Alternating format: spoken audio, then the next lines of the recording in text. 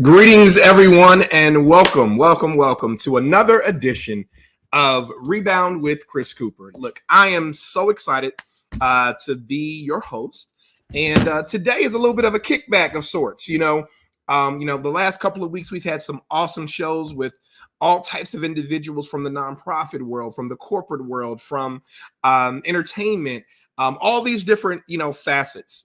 And today I just really thought about a few things, given the conditions that we are currently experiencing in the world, given everything that's happening everywhere, including the Oscars debacle this weekend. I thought it would be just a great opportunity for us just to sit down and ultimately just have a talk about, whatever you guys want to talk about. So when I said I was going to send this out, many of you sent me texts and emails and all that kind of stuff. About potential topics and that kind of stuff. So I'm really excited that you all reached out. So we're going to jump into it. I know today is a beautiful day. I got the little background today to make it more cozy because we're just having kind of a conversation. I'm not interviewing anyone today, but I'm really excited because once again, I'm Chris Cooper. Let me officially announce myself. I am the founder of Execute Your Passion.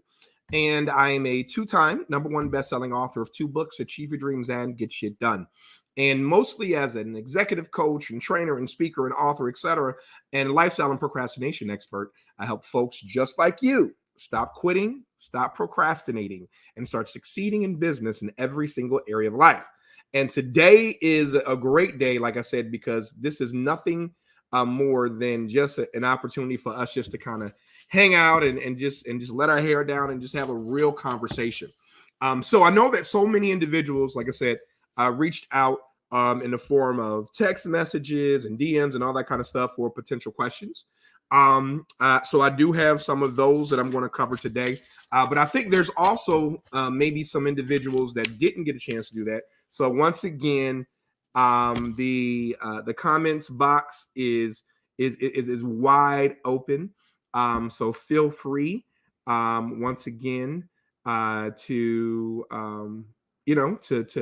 definitely, share your questions and all that kind of stuff. And we're going to jump into it. So here we go. Ask Chris Cooper. Let's go. Okay. So I'm so corny. I know, but it is what it is. And I'm super excited, as I said, to be able to kind of just share some time with you today. Now, the first question that I got, I know that everyone, I know I've been doing the show for a little while.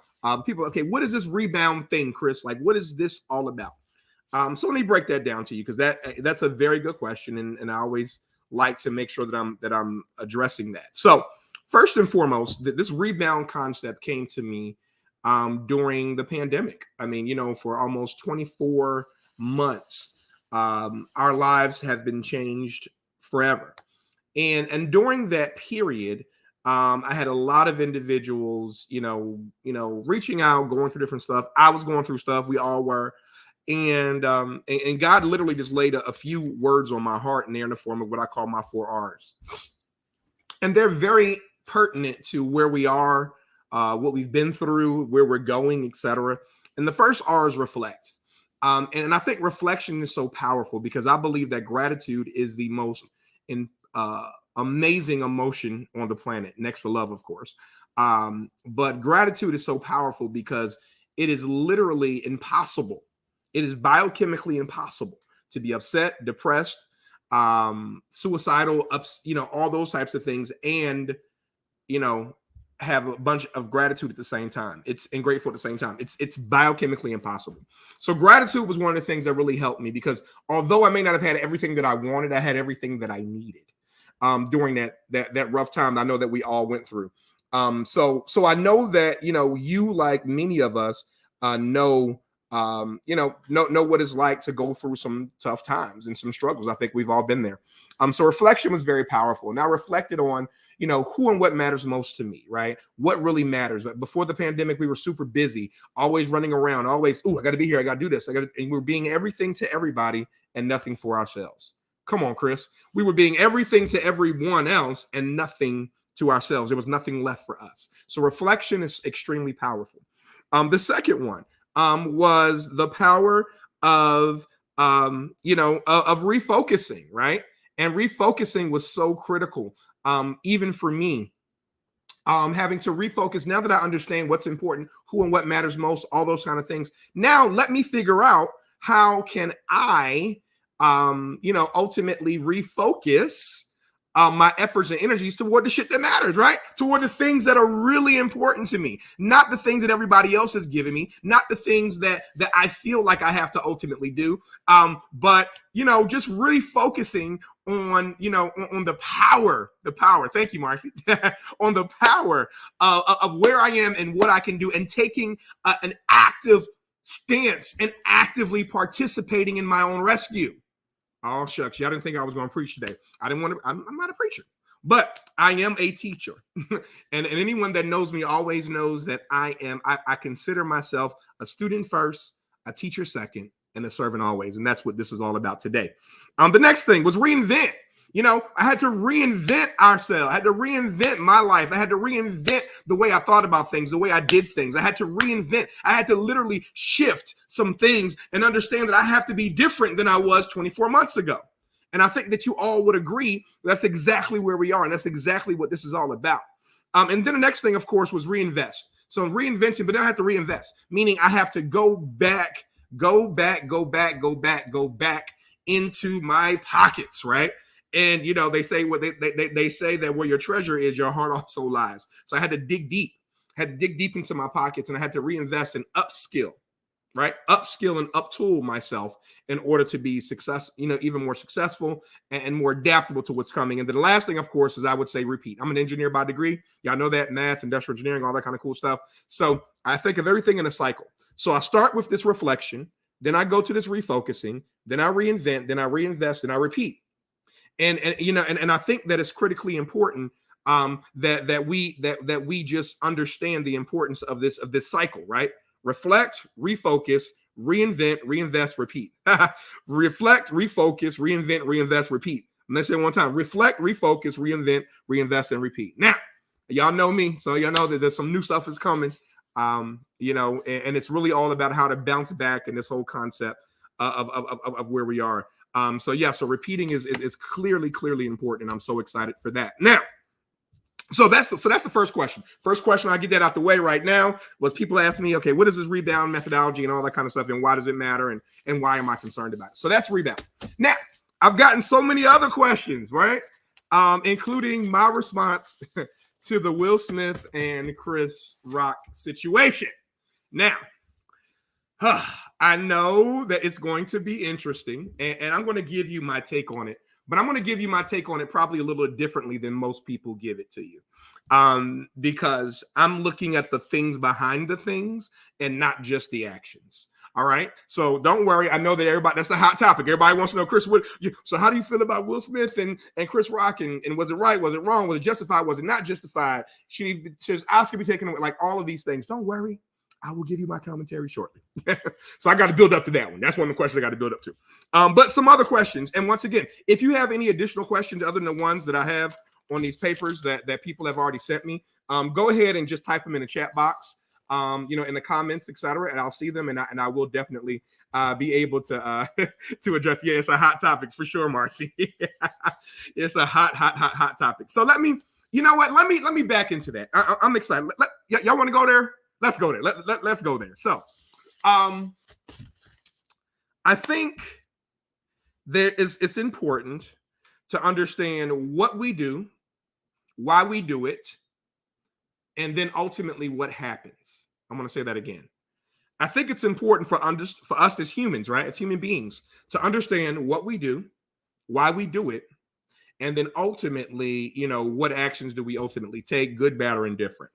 So I want to break this down to you, because I think at the end of the day, everything comes down to three things.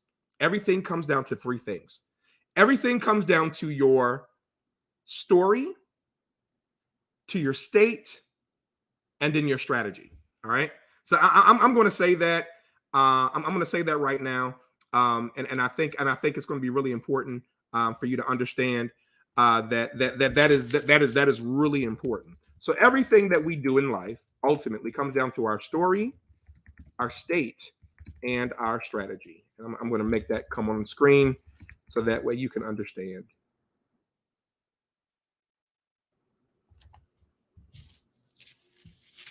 If I could spell strategy right. Yeah. Here we go. So here we go. So I'm saying that, everything that we do comes down to our story, to our state, and ultimately to our strategy. And for those of us that know, and I know this is getting hot, it's getting a little juicy with the Will Smith and Chris Rock thing, everything came down to story, state, and strategy. So let me break this down. So the story is this. What is the narrative that we're telling ourselves? What is our story? What do we ultimately believe? And what I found is that most individuals believe what they believe because of what they've been conditioned to ultimately believe, think about, etc.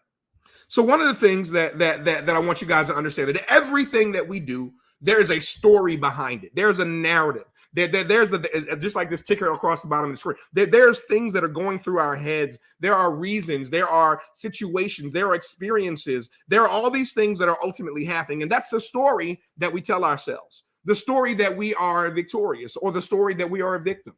The story that I'm offended, or the story that I will give you grace. The story. So the story is so critically important in this big scheme of things. The next thing is our state. And our state, I'm going to break that down into three parts. We have kind of our emotional state, like how we are emotionally, right? We have our physiological state, how we stand, how we breathe, how we move. And then we also have the language that we use, that we tell ourselves, that we go through, okay? The language, right? So our words, right? Words have power. So when I think about this whole concept of the state, it's so critical that you understand that is, kind of your state of being, for lack of a better word. So wait, I got this story, which is this narrative that's running behind my head. I have this state, which I'm in, emotional, physical, language. Thank you, Marcy, being on it, right? And then I have this third part that's going on with me, which is ultimately, when I come to state, which is what I focus on and what I ultimately believe. And that creates my state. Then the last thing, the last part of this is the strategy. The strategy is what do I do? What do I do? What path do I take when I feel the way I feel and I have a story running in the back of my head? So, case in point, once again, I'm not jumping on either side of this argument, but we all witness, I know you're probably excited talking about it, but everybody asked me, it was one of the top questions that I received, so I'm going to address it. Oscar night. Potentially Will Smith's biggest night of his entire life. He's been snubbed in the past for some amazing performances. He's an extraordinary actor, as we know. Chris Rock is like the godfather in the comedic world, and it's all of these things ultimately happening, right? And so once again, I want y'all to look at it from that perspective of story, state, and strategy. So what happened on the stage when Chris Rock made the joke about Jada Pinkett's hair. And for those of you that are not aware, I think everybody, if you had to be under a rock, didn't understand what happened. So ultimately, Chris Rock made a joke about a G.I. Jane comment about Will Smith's wife, Jada Pinkett Smith, being bald-headed. And the reason that she's bald is because she's publicly shared her struggles with an autoimmune disease called alopecia. And it makes her have to, she's had clumps of hair fall out. And so she just keeps her hair short and shaves it so she can, be able to cope with it. And we don't know what what emotional state that she goes through on a consistent basis. We don't know the story behind why she feels the way that she feels about it. And I'll tell you about the strategy in a second. So here we are on stage. Chris Rock is doing his comedic thing, making fun. They roast the celebrities. It's a typical thing. But for whatever reason, Will Smith has a story in the back of his head. A story, as he shared so eloquently in his autobiography, of being a coward his whole life, watching his mother be physically, emotionally abused by his father. and always feeling like he's let every woman down in his entire life. So the story, guys, the story in his head is one of failure. It's one of cowardice. It's one of never standing up, not protecting the women that are important to me in my life. So that's the story running in his head. Now, who knew that it would come out the way that it did? So that was his story. Then, because that was his story, when Chris Rock makes the makes the joke, and Will Smith begins to laugh first, but then he looks over at his wife, who clearly doesn't necessarily have a painful face, but a very displeasing face, and that was a trigger. That was the trigger that I have to protect. Once again, this is him talking in his head. The story, once again, I'm inadequate, right? The story that I've never stood up for the women in my life. The story that I'm a coward. The story that he's telling himself over and over and over and over again. And then he's in an emotional state because his wife looks like she's hurting. And so guess what? His strategy is he jumps up, walks on the stage, and smacks Chris Rock. Pause. Not saying it's the right action. Violence, as he apologized as well, is inexcusable. And I'm not saying that I condone it or that kind of stuff, but I will say that I will give him the benefit of the doubt and the grace to understand that he had a story which ultimately affected his state, which ultimately impacted his strategy. I don't know if y'all hear me out there. The story impacted his state, which ultimately caused him to take a strategy, although it was not necessarily the best one. It wouldn't be the one necessarily that I would take, or what have you. And that's like, you know what? I don't know. I don't know. Let me not say that, because I think what I'm upset about is all these pundits and all these people, all this judgment coming from so many people all over the world, that you don't know how it's like to live in his shoes. We don't know what the story, the state that he's going through on a consistent basis. None of us know, only what they ultimately share with us. Now, on the flip side, guess what? For Chris Rock, same thing. The story in his head is that this is just a joke. The story he's saying is that this is just a joke. This is not really that important. This is not really, that serious, right? So he's saying that. So he's like, hey, it's just a joke. It's cool. We're good, or what have you. And then his state is that, okay, I'm cool, calm and collected. And then he had to adjust his state based on Will's strategy. Come on, y'all. He had to adjust his state because of Will's strategy. Will smacks him. So, of course, his initial reaction, of course, when someone hits you is to hit back. But he stopped. He paused. He realized where he was. He realized the gravity of the moment. He realized that this could go left real quick. And so what he decides, and I applaud him in his decorum, is to joke about it a little bit and then go on, because as they always say, the show must go on. Now, once again, I'm not being Team Will and I'm not being Team Chris. But what I'm telling you is that whether you realize it or not, everything that we do, every decision that we make, everything that comes down to these three things: story, state, and strategy. I'm gonna have to post this on Instagram or some other place, because I think this is good. Is this good, y'all? Is this good? Somebody tell me if this is good, if this is hitting, if this is explaining it a little differently than probably you looked at it before. So from that perspective, our story and our state and our strategy determines our actions. Because let me tell you why people do what we do, right? Everything we do in life, whether you realize it or not, and that's a question that I got in here. Why do we do things that we do?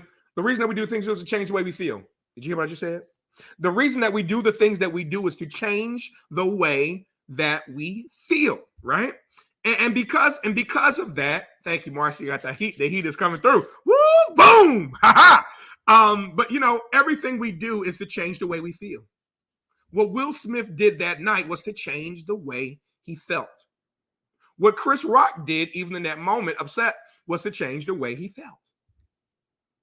And I think that it's a super complex issue. There's so much history. There's so much things. So I refuse to be a judge.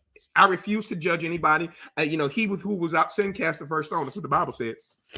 And I'm not without sin. So I'm not going to be throwing stones at individuals or saying anything. But I want you all to understand that whether it's an Oscar situation, whether it's your life, whether it's your business, whether it's your career, whether it's whatever you do, just remember that everything that you do comes down to these three S's.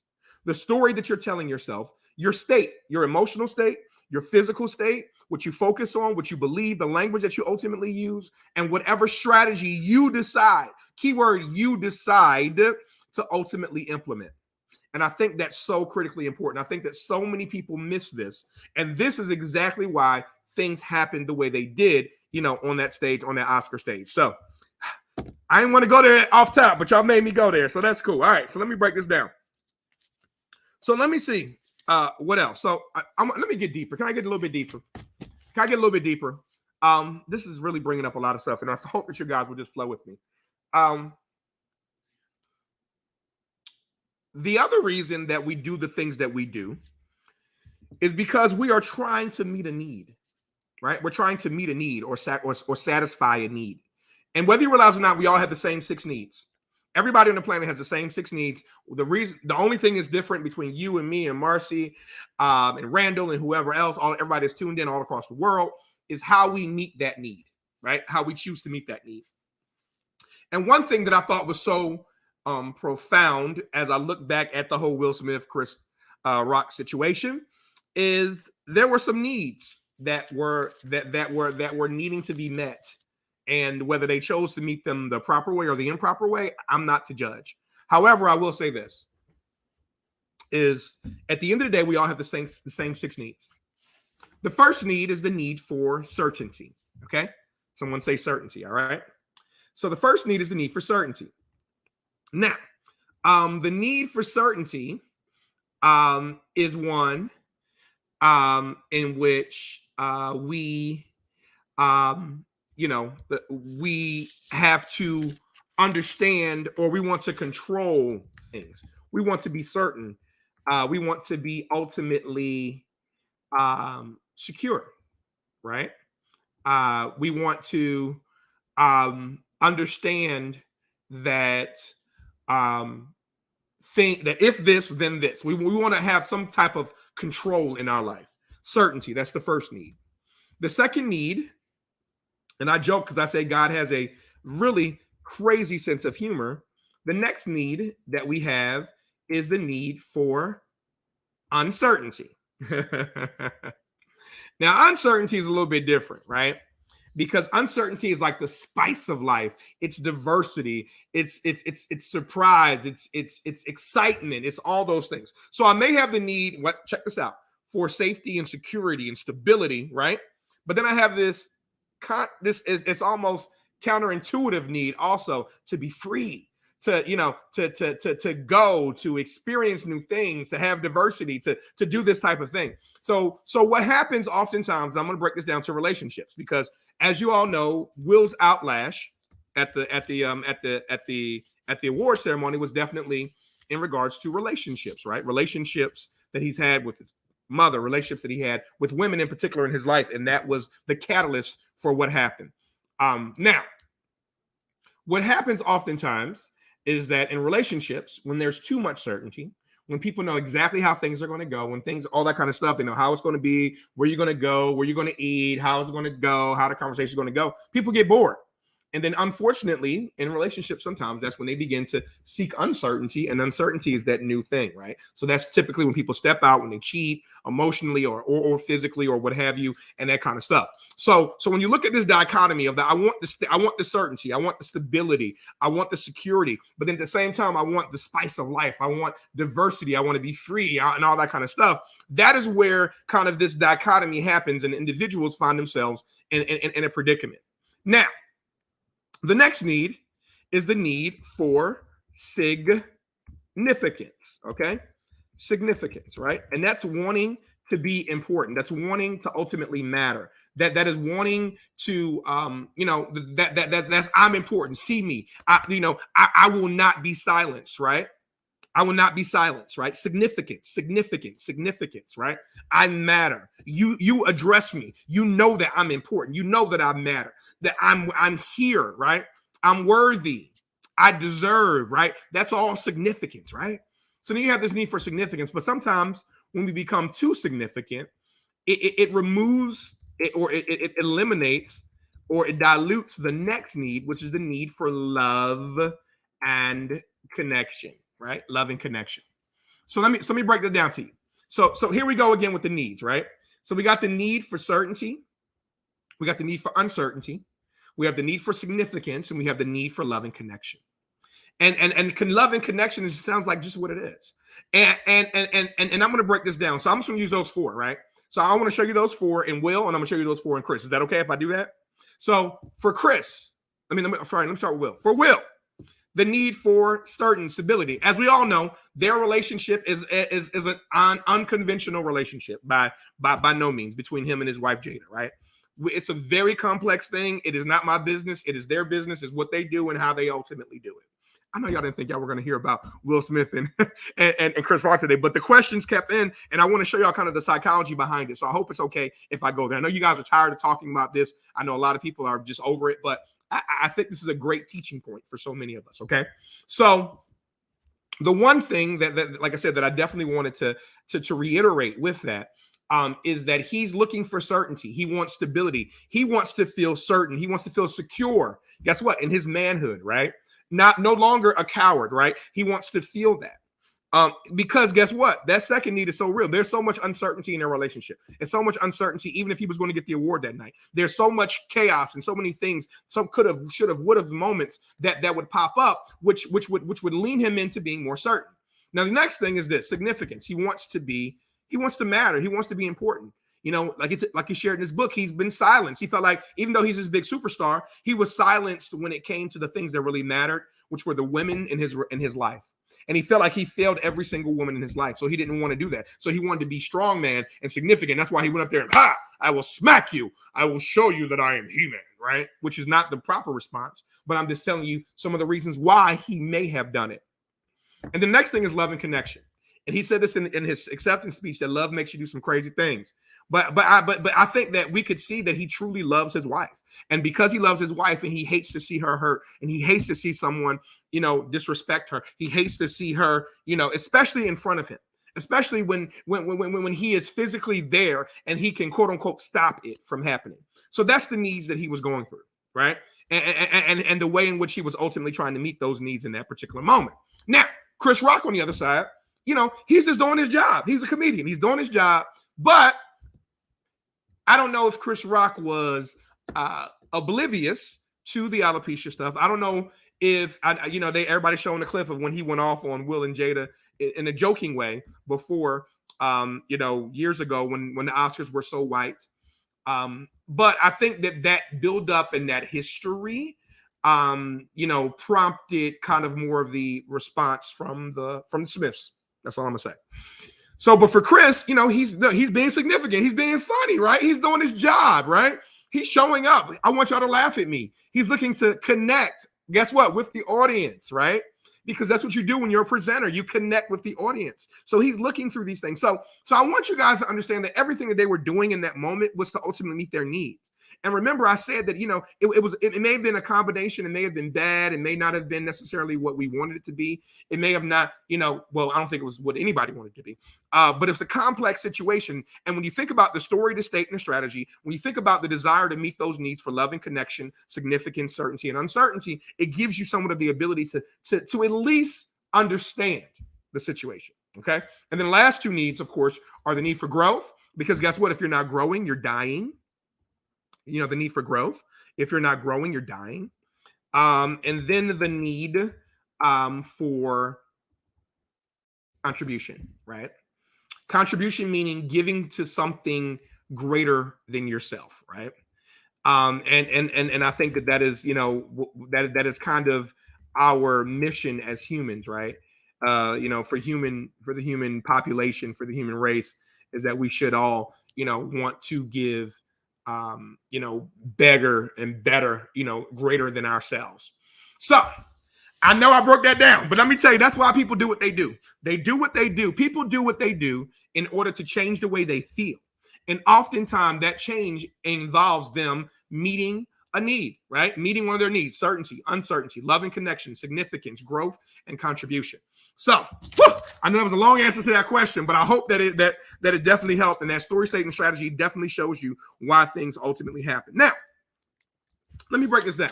So somebody also asked, okay, Chris, well, why don't people get what they want, right? Why do some people get what they want and other people don't get what they want? And I think that's such a valid and such an amazing question. And what it really comes down to right now is this. The reason that people don't necessarily get what they desire and what they want, number one, is because of the fact they don't know what the hell they want.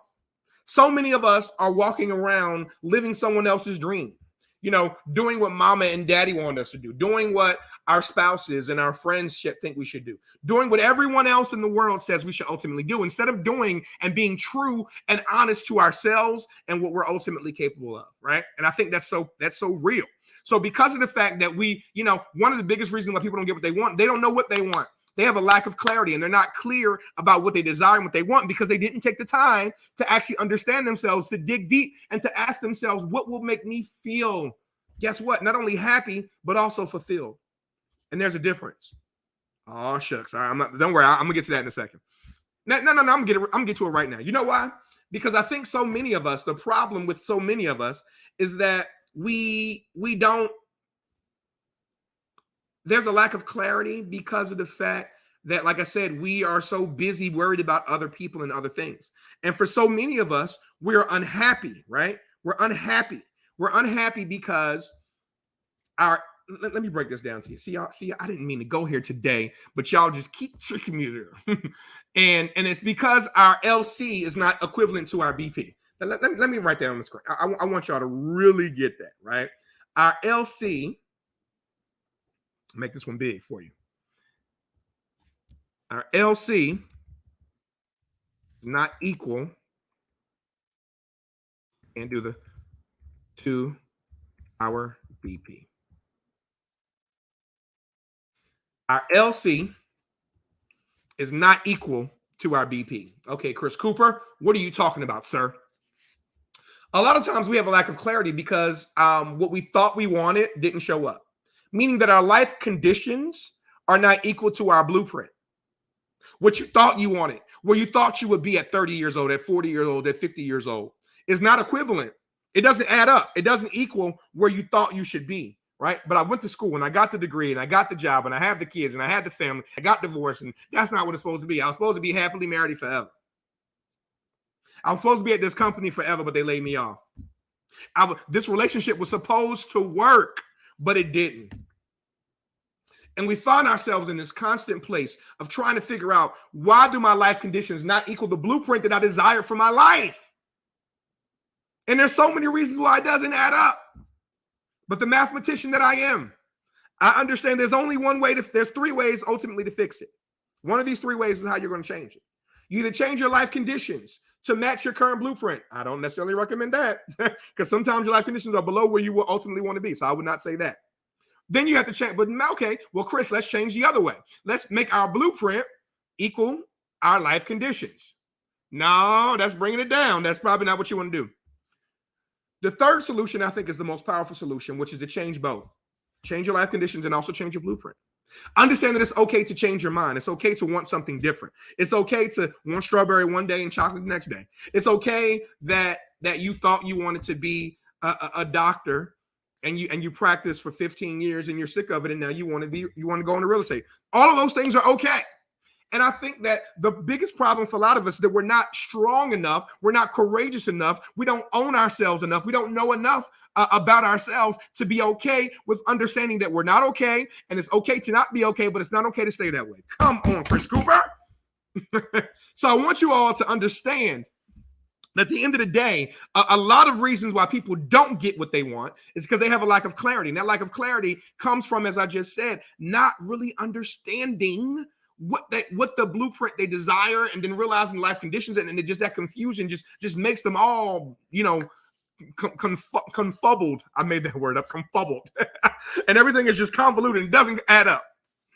But I will say this, the second reason why people don't get what they want is because there's a lack of connection or conviction to what they desire and what they want.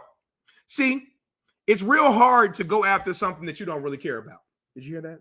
It's real hard to want to go down a certain path, right? And not be connected to the reason why you want to go down the path. One thing that I love my mentor so much, Mr. Tony Robbins. And he said this, and I love it. He says, reasons come first, answers come second. I'm going to say that again. Reasons come first, answers come second.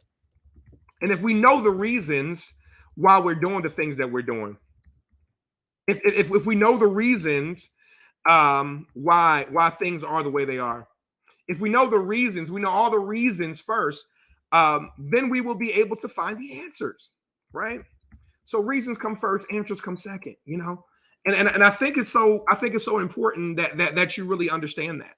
And a lot of people don't get what they want because they're not connected to, they don't want it bad enough. You know, my first coach, when he, you know, my second coach, actually, when he got on me about, okay, you want to make $1 million, why you make $1 million? Because I want it. He's like, that's not enough. You know, who and what matters most to me? I said, my family. He said, well, more importantly, who? I said, my boys, my children. I have two boys. One that's 15, about to be 16, and my 11-year-old will be 12 next month. And I broke this down, and I broke down because he said that you have to want and go after what you want so much because you're connected to what it means to those young men. And he said, I want you to imagine that someone comes into your home and they're tossing the place around.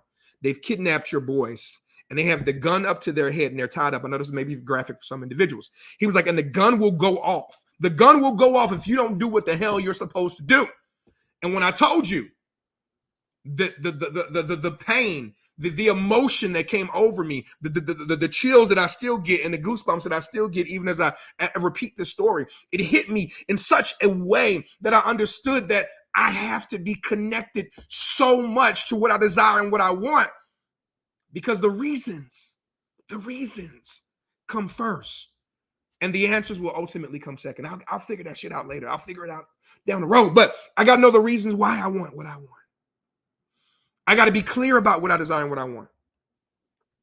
The next reason, it's the other question that people ask. We're still on that same question about why people don't get what they want. So number one, they have a lack of clarity. Number two, they have a lack of connection or conviction.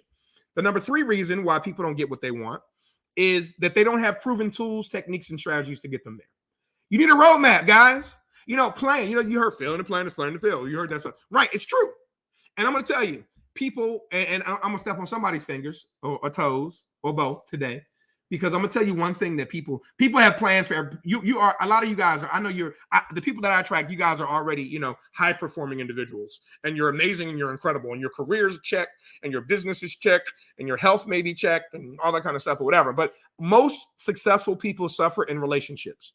Ooh, Chris Cooper, did I just say it? Most ultra, quote unquote, outwardly successful people suffer in relationships. And one thing that I'm going to tell you now, and I do this with all my clients as well, people have a plan for everything except for their relationship. Ooh, Chris Cooper. Ooh, you acting up today. Y'all shouldn't have had an Ask Chris Cooper session. I'm telling you, people, literally, let me tell you this. People have a plan for everything except for their relationships. And I'm going to tell you that relationship plan is probably the most powerful plan that you need to have. Because if you desire to be with someone, you need a real partner. You need a partner. And there has to be, I won't say some rules and regulations, but there has to be some expectations that are mutually understood. So therefore you can work together on the same path. And I think it's so important that most people don't have the proven tools, techniques, and strategies or a plan for what they desire and what they want in their life. Okay, I'm going to come back to relationship. I know y'all can get mad at me, but it's okay. I'm going to say it because I'm going to say what I got to say. And then the last thing, the last reason. So number one, the reason people don't get what they want is that there's a lack of clarity. Number two, there's lack of connection. Number three, there aren't any proven tools, strategies, or techniques to get them there. The fourth reason why people don't get what they want is simply this. There's an incongruence. Ooh, yes, Chris Cooper. There's an incongruence between their emotions, their beliefs, and their desires. Oh, I'm going to say that again. Between their emotions, their beliefs, and their desires. You hear me? Their emotions, their beliefs, and their desires. Right? I'm going to say it again. Their emotions, their beliefs, and their desires. And I want you all to really understand, how all of this resonates. Because you can claim that you want, you can claim, that's right, you'll be incongruent. You can claim that you want to be a millionaire. You want to have the C-suite position.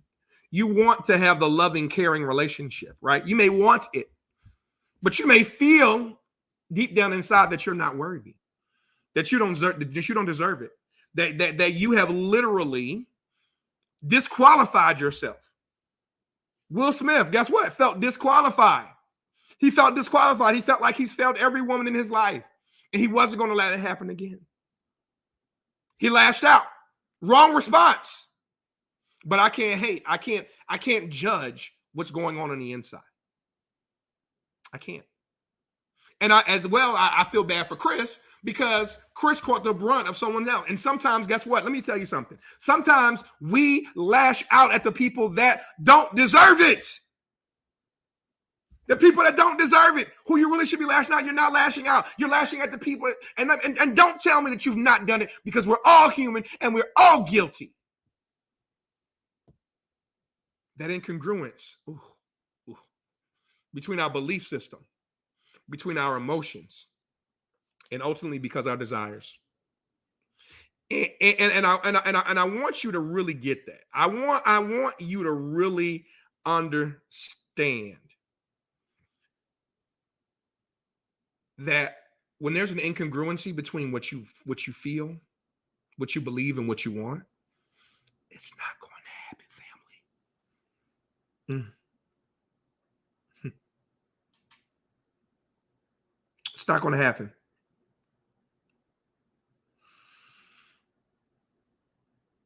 When you don't believe that you deserve what you desire and what you want, when you feel like you're disqualified, you don't have the education, you don't have the finances, you don't have the money, you don't have, when you feel like you got too many ain't gots, it's not going to happen, y'all. It's not going to happen. So I think it's crucially, imperatively important that we understand that we've got to have congruency. There has to be congruence between what we desire, what we want, and what we ultimately feel. Man, y'all didn't know that Ask Chris Cooper was going to be something this today. Y'all didn't know that Ask Chris Cooper was going to be like this today. But y'all ask the questions. I'm just being the vessel. I'm just pouring out. So that was the next question. What controls us? Why do we do the things that we do? Let me see what else here. The rebound methodology. Everything we do is to change the way we feel. Oh, so another thing. So some of y'all have a problem making decisions. Somebody said, "Well, I have a problem with making decisions, and I need to understand, why, I don't make good decisions, right?" and there's reasons why people don't make decisions, right? And there's three. I'll just give you three reasons why people don't make decisions. One reason, of course, is fear. It's fear. You're fearful of what will happen if you make this decision. If you go down this path, if you change this job, if you change this relationship, if you decide to do something different, and you feel some kind of way about, oh my God, what if I do this, right? Fear. And those of you that know me, I got my own definition for fear. And I'm going to use Will Smith. That's right. I'm going to use Will. It's okay. We're still talking about Will today, right? And in one of his movies, which was actually not the best movie, it damn sure wasn't Oscar worthy, but it was a movie that had a good message that I was able to, extrapolate. And in that movie, it was called After Earth. And in After Earth, there, it's a post-apocalyptic experience where these monsters have come to take over Earth. Earth is kind of desolate, etc. And these monsters can't see, but they can smell, and they feed off of fear. They feed off of fear. And if you're scared, if you're afraid, they'll get you and they'll kill you and they'll eat you and all that kind of stuff. So anyway, in the movie, Will Smith is hurt and he's teaching his son, Jaden, his real life son, Jaden. Jaden's in the movie. And he's teaching his son, the ways of how to be a warrior and how to stand up and how to be strong and how to be courageous and how to do these things. And it comes this part where the son talks about, I'm afraid. And Will Smith's character says this. He says, fear is a choice. I want y'all to catch that. Fear is a choice. And he tells him that fear, is a choice. You choose to allow it to affect you the way that you do. And I know that people have heard this old adage before, that fear is false evidence appearing real. And that sounds real cute and all that kind of stuff. But let me break down what I believe fear to be. Because as a mathematician, as a scientist, et cetera, we were told that everything, needs to be explained or is real based on the five senses. Can you see it? Can you smell it? Can you taste it? Can you hear it? And can you touch it? If all five of those things are true, then something is real. And the thing I noticed about fear is that fear is not necessarily real. Oh, man. That's why it's false evidence appearing real. Okay? Did y'all catch that? So what I want you guys to understand today is that I can't see fear, but you can see me shaking if I'm nervous, right? I can't smell fear, I'm sure today, right? But you can smell the pheromones that come off sometimes when people are afraid. You can't hear fear, right? You heard the scream. I'm a really bad screamer. But you can hear the effects of it, right? I can hear the scream. I can't taste fear, but sometimes I may get that cotton mouth feeling in my mouth when I have to give a presentation or when something is happening. Or at the end of the day, I may also, feel some kind of way, right? But I can't necessarily touch it as well. So let me tell you Chris Cooper's definition. Chris Cooper's definition for fear is that fear is a mind-altering, fictitious force that has a very real effect. I'm going to say it again. It's a mind-altering, fictitious force that has a very real effect. I'm going to say it one more time. A mind-altering, fictitious force that has a very real effect. So fear is definitely debilitating. And that is a big reason why people don't make decisions. It's because they're fearful of what will ultimately happen if I make this decision. If I change this course in my career, if I change my relationship status, if I decide to make a change in my body, if I decide to change this, that, or the other, right? Right? So understand that. Fear. The other reason people don't make decisions is because of uncertainty. I'm uncertain. I don't know what's going to happen. I don't know what's going to happen. Damn if I do, damn if I don't. Right? Another reason that people don't make decisions is because they're overwhelmed. Oh my God, there's so much stuff coming at me from every single direction. I don't know what to do. I don't know what to do, right? That's a big reason why individuals do not make decisions. And the last reason, and this is a real one as well, is that they're weak. They're weak. They're weak. You're weak in decision making because you don't make them. You know how you get stronger? You do something over and over until it sticks. I'm going to say it again. You do it over and over and over and over until it sticks. That's how you get stronger. In the gym, you get reps up, right? That's how you get it, right? Right? That's how you get stuff up, right? That's how you get your weight up. That's how you bench more. That's how you grow. That's how you get the six pack. Same way in your career, right? You work at it. You do it over and over and you become stronger and stronger and it gets easier and easier. So the reasons why we don't make decisions, because people say, why is it so hard for me to make a decision? You're fearful. You're uncertain. You're overwhelmed. Or you're weak. Or you're all four. So that's the big reason why people don't make decisions. And I'm going to leave y'all with this, right? And people always ask me this. This is something I get to my private clients. But I'm going to break it down to you today. And I have a whole matrix and I have a whole thing about when it comes to making decisions. But I want to break this down to you because this was a hot question. And more than one person asked us about the importance of making decisions because I think a lot of you guys have problems making decisions. And there's some rules of decision making. Number one, any important, difficult, or crazy, I won't even say crazy, very important or difficult decision, number one has to be written down. So number one, you got to write it down, right? You have to write it down. Number two, you have to get really clear about what you want and why you want it, okay? This is what I do with multi-million-dollar CEOs. This is what I do with major Fortune 500 companies. This is what I do with stay-at-home moms, celebrities, athletes, and everybody in between. So I'm doing the same thing. So number one, as I said, you got to write it down, right? Number two, You literally have to figure out and identify what you want and why you ultimately want it, right? What you want and why you want it. Number 3 is the rules of decision making. Number 3, you have got to, you must you must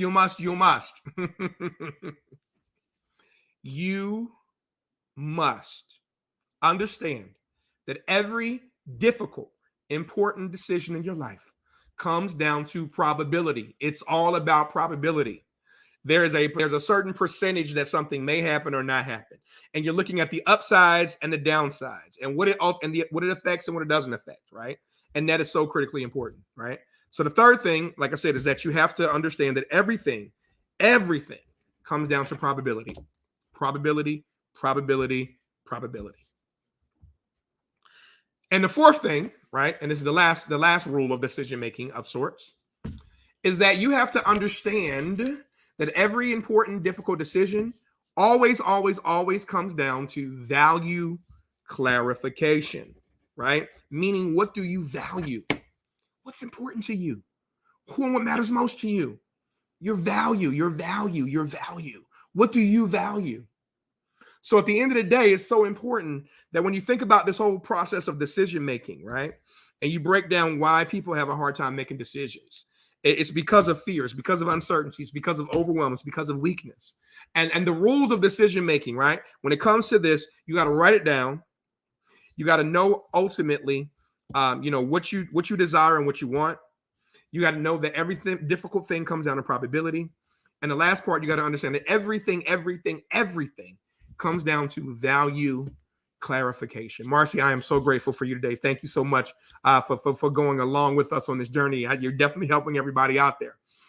So I want y'all to understand. Yeah, I know. Look, I went in today, right? I didn't know that I was going to go down the whole Will Smith and Chris Rock path. Who knew? But I knew the question kept coming up. But I hope that you understand the importance of the 3 S's today. I shared with you story, state, and strategy. I shared with you why people don't get what they want. Lack of clarity, lack of connection, conviction, no proven tools, techniques, and strategies, and an incongruence between their emotions, their beliefs, and their desires. I broke down what stops us from moving forward, of course, meaning that fear, that false evidence appearing real, or what I would say, that mind-altering fictitious force that has a very real effect. I broke down, what that ultimate, like when I talked about state, story, and strategy, I broke down why things ultimately happen. And it's really that state in particular involving our physiology, our language, our focus, our beliefs, right? I talked about our 6 human needs, the need for certainty, uncertainty, love and connection, significance, growth and contribution. And then I broke down, exact reasons why people don't make decisions: because of fear, because of uncertainty, because they are weak, because they are overwhelmed, weak in decision making. Fix that. Weak in decision making, not weak in life, right?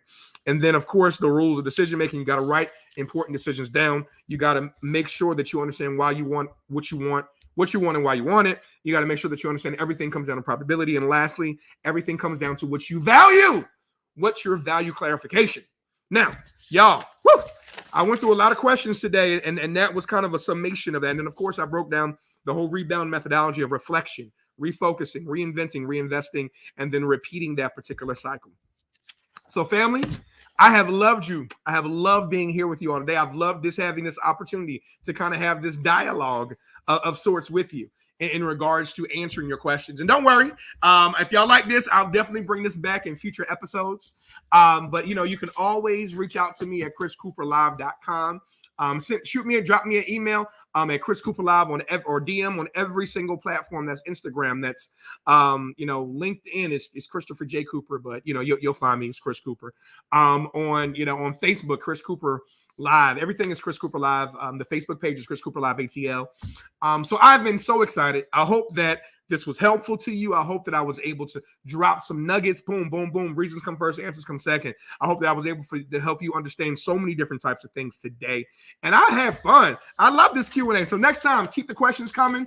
Keep telling me what you want to hear. Keep asking me, these things, and I'll be able to break it down. I hope that my take on the Chris Rock and Will Smith drama was helpful. I hope that it gave you maybe a different perspective, a different way to look at it, to analyze it. Thank you. Thank you, Marcy. I love you all. And I'm so grateful to each and every one of you guys. So having said that, I know everybody asks, What did I think about Will Smith slapping Chris Rock? Okay, I broke that down, Hex. You listen to the repeat. I broke it all down. I said it all came down to story, state, and strategy. So I will make sure that you hear. So listen to the replay. The replay is already up. It's going to be on YouTube. It's already going to be up on Facebook. If you look at the Facebook stream, and of course, it's going to be right here on LinkedIn Live as well. So having said that, guys, I broke it down. I love you all. Have a super fantastic and most excellent day. I love you. I love you. I love you. Ooh, ooh, ooh, ooh, ooh, ooh. And I pray that you all have a super fantastic, wonderful, amazing day. And we are out. Take care, guys. Love y'all. See y'all next time. Rebound with Chris.